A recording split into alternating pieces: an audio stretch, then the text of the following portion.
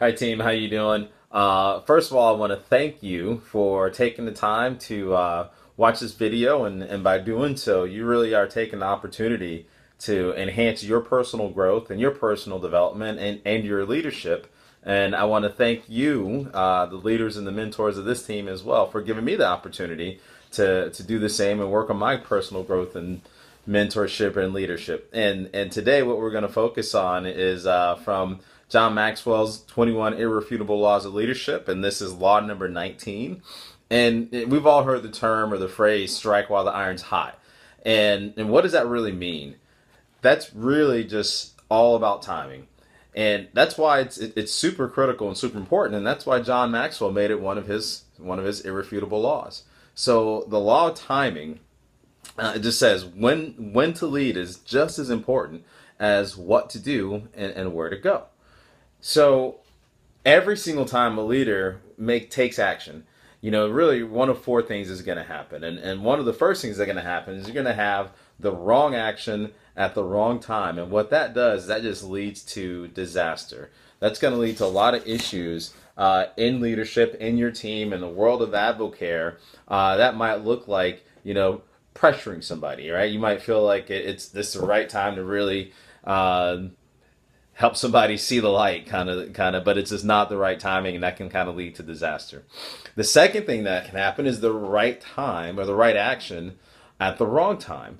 And this one gets a little tricky, and this is why John really kind of elaborates on this. And he talks about vision, right? And when a leader has vision, it's super important, obviously. But the right vision and the right actions at the wrong time is just going to lead to resistance. So good leadership timing really requires a couple of things, and he digs into this. First of all, understanding, and that leaders must have a firm grasp of the situation that they're dealing with. Another one is maturity. And you don't have to be old to have maturity, right? You can have maturity at a really, really young age. But if your motives aren't right, then your timing is definitely going to be off. The third thing that a leader must have is confidence. So leaders are absolutely going to follow people that they can trust.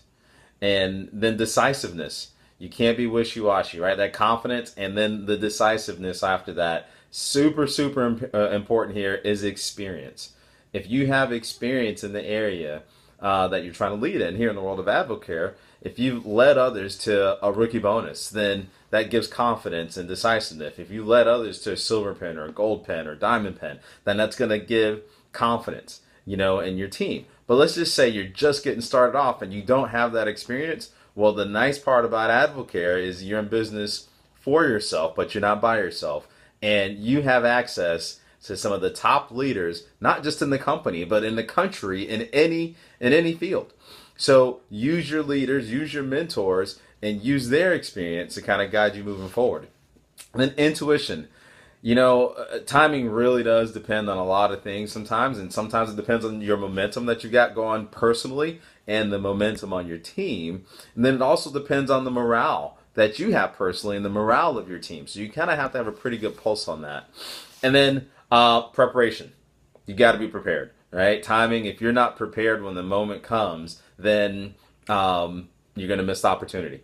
Right? So the right action at the wrong time can lead to a mistake, but you got to be prepared. So prepare today for that opportunity that's going to come up tomorrow. So the third thing that can happen when a leader takes action is the wrong action at the right time leads to a mistake.